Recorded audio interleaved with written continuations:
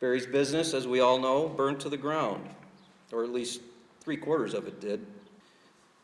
I know it's a dedication, and at one point it was even being talked about as a vigil, and that's fine, but I still can't help to think of it as a night of transition, a celebration really, because tonight we're here in a little more casual setting.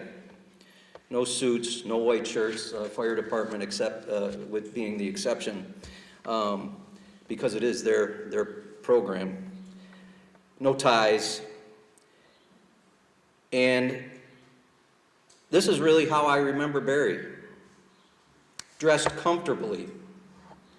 In a polo or a sweatshirt or a t-shirt. Barry liked to be casual. Don't get me wrong, he could polish up in formal wear with the best of them. But tonight, we're here in transition, casual and comfortable. We've been through the pain. We've experienced the loss. We've mourned and grieved. But despite the suffering that may linger forever, we have to transition because for all of us, life goes on. New chapters unfold. And I like to think that this ceremony opens a new chapter. While the blessing of the apparatus is a relatively common occurrence, the dedication of a piece of fire apparatus to an individual is a distinction reserved for very special circumstances. Generally, these dedications are made posthumously and reserved for those who have distinguished themselves in their service and dedication to a department. I can think of no one more deserving of this recognition than Barry Miller. Barry wore many hats and held numerous positions in his 30-plus years within the Bergen Fire Department. But he would be the first to tell you it's not the title in front of your name or the color of the helmet that you wear that earns the respect of the members. It's the knowledge and the commitment of the individual to fulfill that position. Tonight, the Bergen Fire Department is dedicating this ambulance to Barry not because of how he died, but because of how he lived. He represented the very best of what a volunteer firefighter and EMT should be. During that week, with the help of most outside local establishments, the Ladies Auxiliary fed and kept us hydrated, not only us, but outside agencies that came in to fill in, honor guard, anybody that stopped in to help out and lend a hand. So one afternoon we're in here trying to figure out how we're gonna get a 600+ pound casket from the ground to the top of that fire truck. So let me back up a little bit. While we were serving food, we realized we had a lot of extra food, and we invited the folks from Miller's down. And during that discussion, they happened to walk in, and we told them, it would be nice if we had some steps or a platform or something to help us get the casket on top of the truck. And Dan, one of your lead guys down there, he's like, what do you need? He pulls out his tape measure and takes a couple measurements and looks at this and looks at that. And the first thing the following morning, this platform sitting in the fire hall. Not only the time or the speed in which they did it, but the personalization of it. Absolutely overwhelming. So on behalf of the fire department, I'd like to give this to Miller's Millworks. Thank you.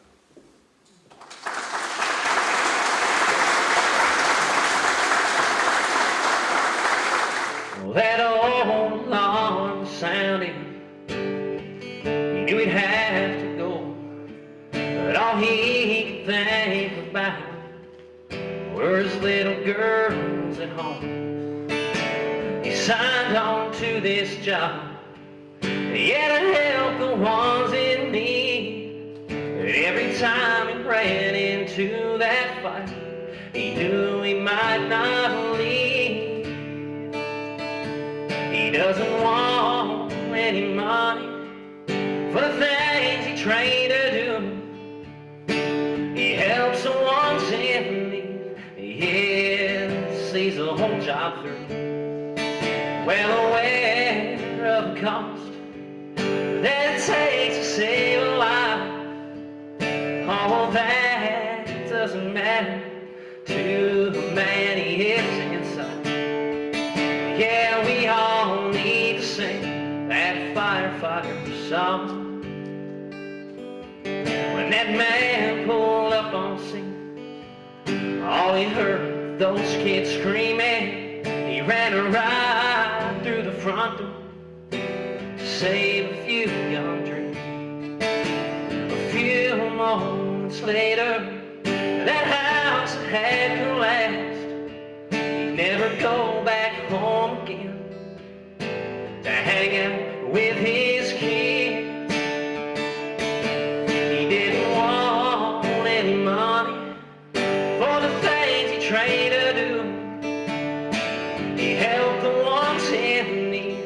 Yeah, saw the whole job through. Well aware of the cost that it takes to save a life. That didn't matter when a family was trapped inside. Yeah, we all need to sing that firefighter song.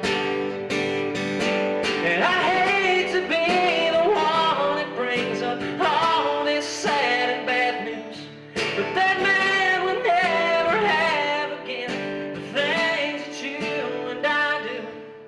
He was taken from his kids and wife while helping a family. So please sit back and thank the Lord. There's many more like him who breathe.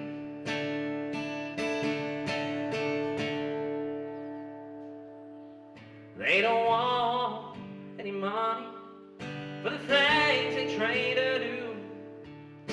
They help the ones in need, and they see the whole job through. Well aware of the cost that it takes to save a life. Oh, that doesn't matter to the ones they are inside. Yeah, we all need to sing. Yeah, we all need to sing. Yeah, we all need to sing that firefighter song. When I was EMS lieutenant and Barry was EMS chief, he'd often call me in the evening to kind of touch base and discuss various issues that were going on. And I wondered for a long time before I finally said, "Why does it sound like you're in a garbage can?" And he said, "Melody, I'm in the bathtub." And I thought, okay, I got nothing. So it got to be a running joke, and every night he'd call and I'd say, "Is your duck in the bathtub with you, or are you by yourself?" Then I came down one day and stuck a rubber duck on the antenna of the ambulance. And it rode there for a really long time until in a big windstorm it fell off. So then a new one appeared on the dashboard of the ambulance, and it stayed there for a really long time. A few months ago, we were in the grocery store, and my youngest son said, "Hey, Mom, that duck is Mr. Barry." And I looked, and of course, in the next aisle of Wegmans are 13 people that I know as I'm picking up the rubber duck. He would not let me leave the grocery store without buying the Mr. Barry rubber duck. So, in honor of this lovely occasion, Mr. Barry rubber duck is now going to reside inside the new ambulance. And I'm sure my son will be absolutely thrilled when he comes down for open house tomorrow and sees Mr. Barry is in the ambulance. My second story involves the week before we lost Barry. He called me about 2 days before, asked me about enrolling a student into an EMT class that had, of course, started 2 weeks before, as in typical fashion. It's a little behind the times. So we laughed about that and just chatted about how busy he was and how I'd been student teaching EMT class all over the place and working on my master's degree. And the last words he said to me before we hung up the phone, "I sure hope you find time when you're done with your degree to get back to the fire department. We really miss you." And then we chatted for a little bit about how nice it would be to actually be able to have an EMT class here in our own fire department. I know that that was another one of his big dreams. Besides this beautiful new ambulance, to be able to bring that kind of education in-house here to Bergen. So I'm thrilled to be able to announce that we are in the process of planning our very first EMT class in-house starting in September. I pray that you would bless everyone who will make a response to those who are in need through this piece of equipment. We ask them to look with favor on the charity and compassion of those servants who have constructed this ambulance to bear the wounded and the sick to the place of healing. Let it become a comfort on the way, a safeguard in peril, and a relief from suffering for the sick who will be carried in it. Would you kindly do the honors? If you'll all join me when they're ready. To new beginnings.